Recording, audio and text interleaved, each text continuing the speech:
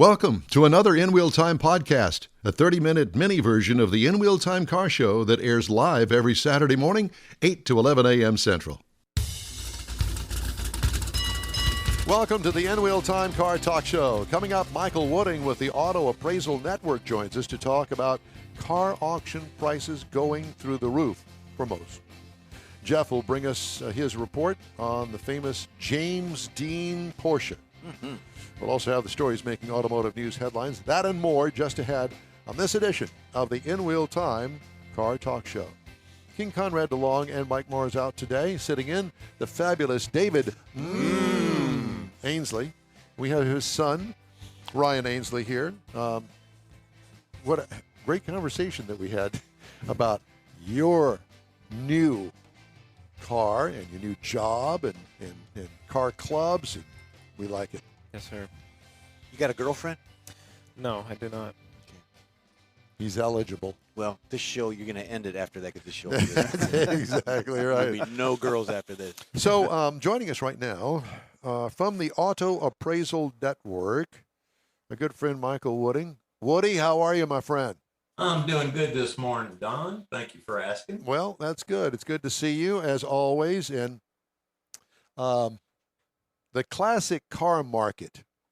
You know, first of all, I guess before we get started, tell us about the Auto Appraisal Network. I know that you own the franchise here in the Houston area, and I see all your postings on Facebook all the time about these cars that you appraise. And tell us how that works and why it's important to have a true professional appraisal. Well, Auto Appraisal Network is a franchise business. I actually control virtually all of South Texas, not just Houston. So I have done appraisals as far down as Brownsville. So we do get around. I hope you get a mileage fee for that. Oh, absolutely. Okay. Absolutely. And that's increasing with these gas prices, trust me. I'll bet. But, you know, there's various reasons for appraisals. The ones we kind of focus on are the classic, custom, collector, and hot rod cars. Okay. So that kind of sets us apart because there's other appraisal businesses in town. We do also do some diminished value appraisals just to, you know, kind of keep a little bread and butter on the table. Tell everybody what a diminished value appraisal is. Well, say you've got a 2018 Toyota 4Runner. Okay. And somebody slams into the back of you and does, you know, $12,000, $15,000 worth of damage. They're not going to total that car for that amount of repair dollar. So it's going to take, it's going to be repaired and returned to you. So once you get that vehicle back, is it worth the same amount it was worth before it got hit? No. And the reason for that is things like Carfax. There's a way now that if it's repaired under insurance, the damage can be tracked. Okay. So when you go to trade that car into a dealer or sell it to a potential buyer and they run a Carfax on it, they're going to see that it's had that much damage. Okay. They're going to offer you quite a bit less than an identical car sitting right next to it. Same mileage, same options, same everything because of that prior damage. So I say it's one of the better things we ever got from California, where the law was initially enacted, that says that whoever hit you owes you a portion of that diminished value. Okay? So the way it works is once you get the car repaired, you get the final repair bill. You can send me that repair bill. I come and take photographs of the repaired car to show that it has been repaired. And then we submit that to you, submit that to the insurance company. On a 2018 Toyota 4Runner, $15,000 worth of damage, you're probably talking in the neighborhood of $6,000 to $8,000 in diminished value.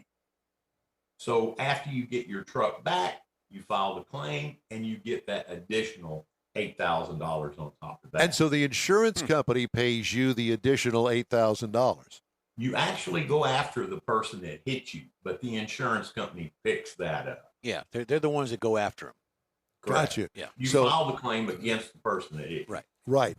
but it's their insurance that pays that. Right. So Yes. yeah, I got you. So if David is the one that runs into the car, then I file a claim based on what your diminished value appraisal is through him, and he turns it into his insurance company, and his insurance company writes me a check. Is it that is simple, correct. though? That is correct. Is it that simple? Does that actually happen? Well, it depends kind of on the insurance company that you're dealing with. Some of them are more applicable to that situation. Others tend to fight it. And they've even gotten a little bit wiser now to where they come and offer you. Now, understand when the law was passed here in Texas, they have some pretty good lobbyists with the insurance company.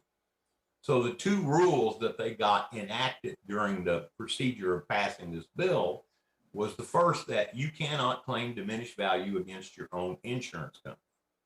So if you go out and run into a tree, you're not going to get diminished value for your vehicle. Sure.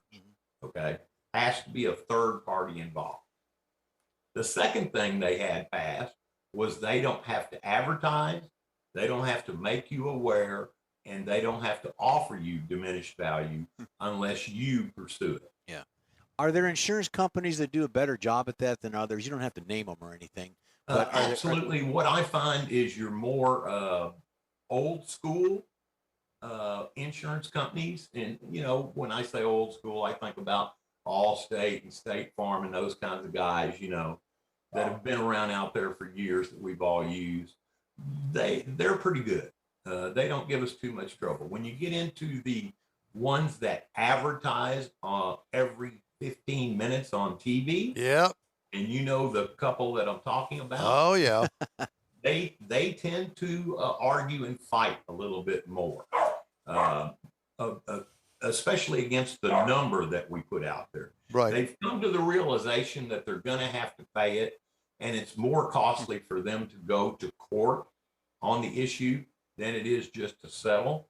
So the way they've tried to circumvent that is come to you and assume that you're ignorant, and instead of giving you that $8,000 on that Forerunner, they offer you $1,000 in diminished value. Oh my God, that's a lot. So what do you do if you're faced with something like that, and you know darn good and well that you need that $8,000 because you're going to have to take it when you go and sell the car? You're going to take that hit, yes. So if they offer you that money, first thing, do not cash the check. Don't deposit the money. Just hold the check and call me, and we'll get a diminished value claim. You let them know that you're going to pursue a diminished value claim and that the $1,000 is unacceptable. Perfect. But for people that aren't aware, they get that $1,000 and they think they're in heaven. Yeah, that's a shame, getting ripped off even more by auto insurance companies. Okay, well, let's move on.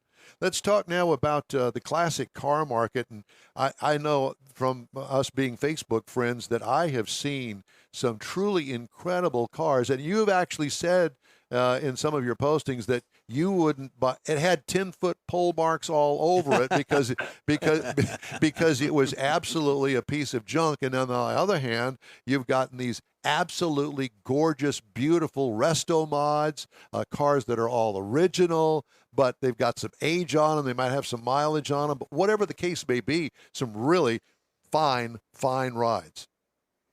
Well, the market's it's the 3Ds for me right now. It's damage from diminished value, divorce, and death. Yep. Those are the things that are bringing me the most business that I get. Right. You would be surprised how many collectors of exotic, custom classic cars that we have in the South Texas area. There's a bunch. And when these people pass away, usually the wife is, virtually oblivious to the value of the cars that the man's left. And so that's where we come into play, is come put a value to those so that she can recoup the correct amount of money for those cars. Mm-hmm. Now, do you have a network of people that a widow, let's say, inherits a 57, pristine 57, all original classic Bel Air, and it's worth a lot of money. She has no idea who to send it to, who's going to buy it. She's going to put an ad in the want ads for it. Do you have a network of people that you can lead her to?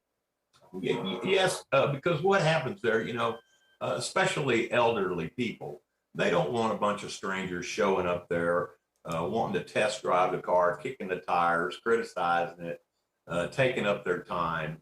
It's just more trouble and hassle than most of them want to deal with. Right. As far as there are two different people here in town that I recommend, and it depends on the type of car. If it's a custom collector type car, I usually refer them over to an outfit called Cayman's Fine Motor Cars. He is a collector himself, a buyer and seller, and a consigner of collector cars. When we get into the exotics like the Lamborghinis and Ferraris and those kinds of things, I usually send them over to a place on Memorial called Driver Stores.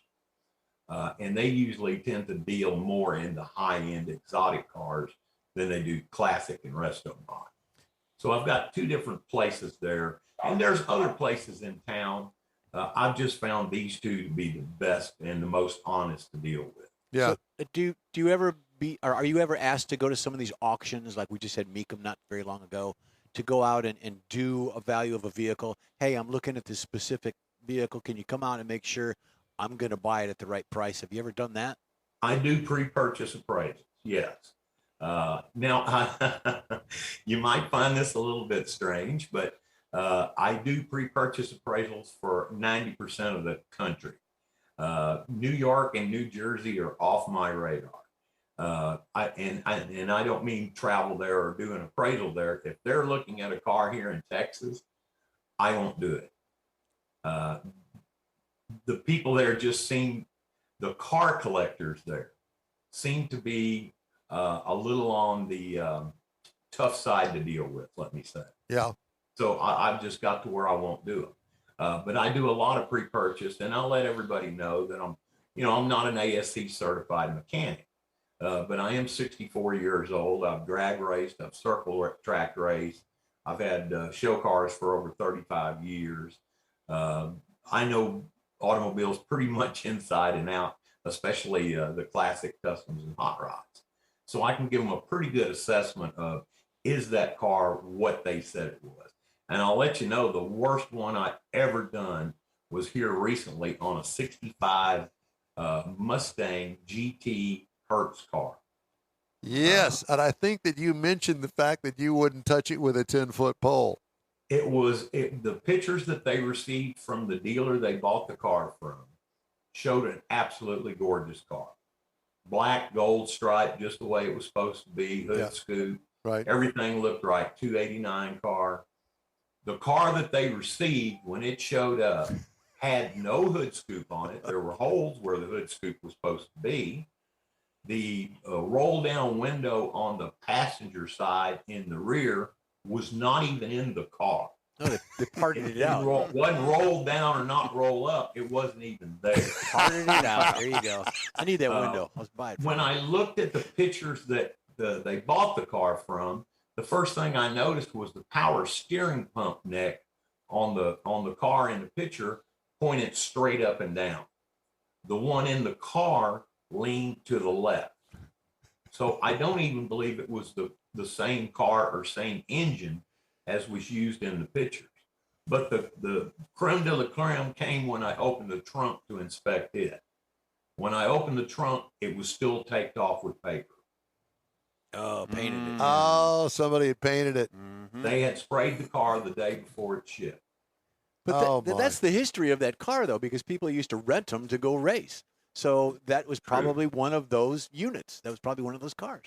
But it's not what they represent. Oh, no. Yeah. So they sold them. I don't believe it was a Hertz car, a Shelby car at all. Oh, to begin with. I believe it was just a Mustang dressed up in paint. Oh. And not done very well. Oh, my gosh. Well, did the person buy the car or they pass? Oh, no. They had paid for it in advance. Oh, no. They did. $80,000. Wow. Oh my gosh. Take And them they to got dinner a after car that. that's worth about 15, If that. Wow. if that. Oh my gosh. And were you the bearer of bad news? Well, they knew it when they called me out. They just needed me to give them some verification and documentation to back it up so they Oh, could my. proceed with their court case. Oh my God. That hurts just to even hear it. Yeah. Oh, it was terrible. I've seen a lot of people taken advantage of, but this was one of the worst. Now, is this one of those that you're talking about from the East Coast, or is this something different? The car came out of North Carolina. Oh, believe it or okay. not. Wow. Unbelievable. Well, I mean, you know, Hey, forget about just like everything else. I mean, there are unscrupulous people everywhere. So But that's why you hire somebody like me to go put hands on and touch and drive that car absolutely. and make sure it's everything it was, because digital photography today makes everything look good. Yeah. So what are some of the, give me a couple of the ones that you thought were really awesome cars that were for a fair value. Well, I don't know if you saw the collection I did. It was up on Lake Livingston. Oh my God. yeah, I did yeah. see that. That was awesome. These people had some automobiles. They had, a Mercedes SLS, a Mercedes SLR, Bentley Continental Super Sport, Ferrari F430, Ferrari 458 Italiana, a Ferrari FF. You could just go on and on and on. Lamborghini Huracan, Lamborghini Murcielago. You're There talking was, your- I think your there stuff. were 15 cars total in the collection, and none of them had over 2,000 miles. What do you think? What do you think that whole collection was worth? Just the cars that I praised. Now, mind you, there were others. Right. Just the cars that I praised were close to $4 million. Wow. Unbelievable. And you know, it's funny because from my experience, there are collections around town, you just here in the Houston area, that are probably worth that much, if not more, that are hidden that nobody really knows about. And these guys know their cars and have bought the cars at a right price and have kept them because they want to keep them car. That's what they do. They're just really car guys. Well, And- the absolute best Porsche collection outside of Stuttgart is here in Houston. Really? See, who would have guessed that? Yeah. Yeah. And the information, I've done several appraisals over there. The gentleman that owns it, he tends to buy buildings inside the loop, renovate them, turn them into lofts and stuff, and sell them. So when he needs capital, he'll put up a couple of his Porsches for capital, get a low interest loan to do the construction work that he needs to do. Once he sells off the building and the apartments, he turns around and pays off the loan, keeps his Porsche. He has every year Porsche manufactured, period. Okay. Wow. He prefers them to be in white, and so it's known as the white collection. And if you go online and just put in the white collection, and I can say this now, at the time I was doing appraisals there, it wasn't a known fact. But the building that the cars are in is so pristine that when I go in there, I have to put the little booties on my feet, Yes. like you're going into a doctor's office. Nice. Okay. Yeah. But it's all done in white marble with LED and white leather couches. Every car has a placard. Every car has a battery tender on it, and every car will start and run. Every car there is the top of the line model for that year produced. Wow. Okay. They So now, to keep the cars in running condition, he built a treadmill inside the building for the car. For the cars, kind of like a dyno, but a treadmill. So once a month, each car goes over and runs 2 miles on the treadmill. Oh my God. You know, with that, he should have his own like indoor track or something. You'd take him drive around, experience that rather than a treadmill. Well, in my opinion. Yeah, I can only imagine what his house and his wife and kids and cats and are they all? Everything is pristine and in its place. I've never seen his home. The building is a 2-story building that covers an entire city block. Sure. Why not? Now, it's not just the cars. He has Porsche bicycles. He has Porsche tractors. So he's got all the memorabilia. Yeah. He has a whole top floor of drawers of acid-free storage ability for Porsche documentation. Unbelievable. I love that. It's a shame that that's one of those things that I'm not a Porsche guy, but I would go and appreciate all of that and love to see all of that. I mean, that would be like going to a museum. Oh, yeah. It's some of the cars you see there. You know, he's got the 50. And there were certain years that Porsche really didn't make a white car, like 1959. The closest they had was kind of a cream yellow. Yeah. Okay, so he's got that car. And then they called it the Continental. And Ford actually sued Porsche for using that name. So they had to change it the next year. But he's got 2005 Carrera GT, like Paul Walker got killed in. He's got GT3R. Like I say, whatever the top of the line car was for that year, if it was a convertible, he's got it in convertible. If it was the top of the line was a coupe, it's a coupe. But everyone's white. How fascinating. There was a Micheal Indy just ran last week, and there was a collection of Corvettes. I think there was like 18 Indianapolis pace car Corvettes. That sold as a group. Yes, they sold as a group. I think it was over 2 million, I believe. Maybe I'm wrong on that. I think he stole that deal. Yeah, whoever bought it did steal it. Yeah, it was amazing. Yeah. Micheal Wooding, it's great to talk to you. Thank you so much. We truly appreciate it and loved the conversation today. Let's pick it up next time. Look forward to seeing you guys at my show this year. Thank you very much. We appreciate you. All right, man. That's Micheal Wooding, Auto Appraisal Network. Look him up online and bend his ears sometime. I know that he'd appreciate it. Time now for Jeff's feature of the week. This week it's the James Dean Porsche 550. Yeah, I'm going to pass this on again. I'm not unplugging. Don't unplug it. Don't unplug it. Okay. And I'm gonna pass the racing calendar to Mr. Ainsley when that time comes here shortly. But let's do Jeff's feature on the Porsche since we're talking about that. Yeah, let's do that. Okay, so this is James Dean's haunted little bastard Porsche 550. Okay. And the way this came about, the story begins in 1955, September 23rd, before his crash. He bought the car. He bought a Porsche 550 Spyder and took it to George Barris, famous customizer, and they call him the Flim Flammer back then, to personalize it. He chose tartan seats, the number 130 emblazoned on the hood, and the name Little Bastard painted underneath the Porsche emblem. Back in 55, he was driving around Los Angeles, and he met up with Alec Guinness, who is a famous actor, an English actor. And outside of the restaurant, Guinness was heard saying, "Please never get in it. If you get in that car, you'll be found dead in it in a week." The guy had a premonition. He'd like raise up the hair on the back of your neck type thing. So he said it looked sinister. Dean laughed at him all the way, to the end of the conversation. A week later, September 30th, Dean and Rolf Woolrich, who was a former Luftwaffe pilot and a factory-trained Porsche mechanic back in the day, were at a Competition Motors in Hollywood preparing the little bastard for a weekend at Salinas. Salinas is a racetrack.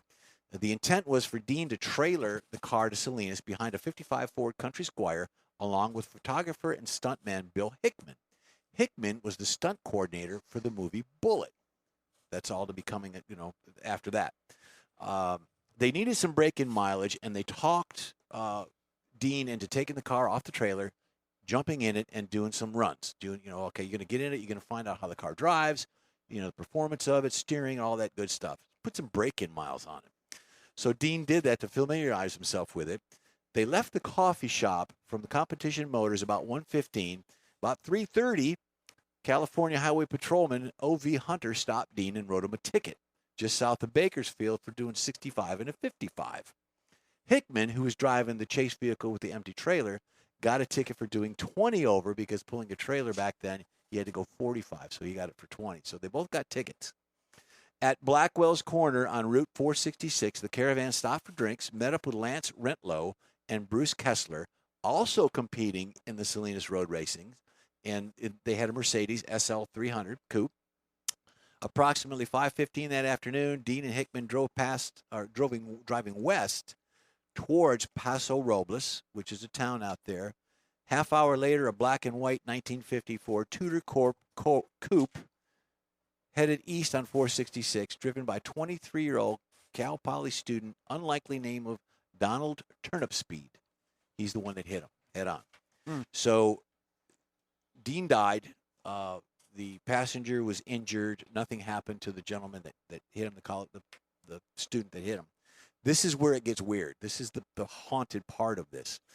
Barris purchased the wreck for $2,500 with the intent selling tickets to look at this damaged car, don't do this type thing. Transported the car back to his shop. The car slipped off the trailer and broke the legs of the mechanic. Barris sold the engine and drivetrain to Tony McHenry and William Estrich.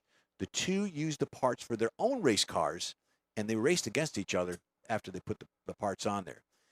Henry lost control, slammed into a tree, and died. Estrich had the steering lock up, the wheels locked up. He rolled it and was seriously injured. 2 tires from the little bastard were in George Barris's garage. He sold them later on. The 2 tires blew out and wrecked that person's car. There are reports that if you were at a display of it and you get a picture of it and you touched it, something bad would happen to you then. Due to all the incidents of the little bastard, Barris decided to hide the car, convinced that the California Highway Patrol was going to use it as it didn't want to be cursed and have a heap of this mess in all these displays. So later, Barris had the car hidden, and he said, I'm gonna take it to my museum. He loaded it up on a trailer, and the trailer and the car disappeared. He had it destroyed somewhere, and that's the story of how this thing never became visible again. And there you see, that's goofing around in the picture of that. So Christine. It's sort of like a Christine. That is frightening. Yeah, there was a lot of thought of a lot of bad juju going on with that car. Yeah, so there was more incidents of that. I kind of shortened it up, but there was people That's getting a fascinating story. People getting hurt by the vehicle, and George Barris and the parts that went with it. The parts that went with it. So yeah, that's the typical Christiner there. Typical Christiner. Scary. Yep. In-Wheel Time Car Show streams on iHeartRadio, Facebook, YouTube, and InWheelTime.com. Podcasts are available on your favorite podcast channel. In-Wheel Time Car Show continues right after this quick break. Father's Day weekend, Saturday, June 18th, 2022. It's the next Tailpipes and Tacos Cruise In, and you're invited. Tailpipes and Tacos Father's Day edition will be at the same Loopy Tortilla in Katy, 8 to 11 a.m. on Saturday, June 18th. It's the only place cruisers compete for trophies and other prizes. Enter your vehicle for Best Hot Rod, Best Classic, and Best Modern Classic. Tailpipes and Tacos is Houston's coolest cruise-in and is your opportunity to see the best hot rods, show cars, classics, and resto mods, and get Loopy Tortilla breakfast tacos and adult beverages. There's no entry fee, and cars will automatically compete for custom Loopy trophies and other prizes. It all happens at the Loopy Tortilla Tex-Mex in Katy on the Grand Parkway at Kingsland Boulevard, just south of I-10. Kick off summer with Tailpipes and Tacos Father's Day edition, Saturday, June 18th. The In-Real Time Car Talk Show will be there too. Celebrate Father's Day, the start of summer, and the return of Tailpipes and Tacos. Saturday morning, June 18th, 8 to 11. We'll see you then, weather permitting. Want to take a minute to tell you about Gulf Coast Auto Shield, a Houston detail company like no other. Gulf Coast Auto Shield offers paint correction services that'll give your car, truck, or SUV a like-new shine. Afterwards, you'll want to protect it with a professionally installed nano-ceramic coating or protection film. Worried about your very expensive windshield getting damaged, broken, or cracked? Let Gulf Coast Auto Shield install ExoShield, a windshield protection film. Give John Gray a call today or check out their website, gcautoshield.com. Hey, whether you own a new, ultra-expensive, exotic, or a 5-year-old Suburban, Gulf Coast Auto Shield will help keep your investment looking like the day it rolled off the assembly line. Gulf Coast Auto Shield is conveniently located on the South Sam Houston Parkway, just south of I-69, the Southwest Freeway. Meet the staff and check out all of their services online right now at gcautoshield.com. That's it for this podcast episode of the In-Wheel Time Car Show. I'm Don Armstrong, inviting you to join us for our live show every Saturday morning, 8 to 11 a.m. Central on Facebook, YouTube, Twitch, and our InWheelTime.com website. Podcasts are available on Apple Podcasts, Spotify, Stitcher, iHeart Podcast, Podcast Addict, TuneIn, Pandora, and Amazon Music. Keep listening, and we'll see you soon.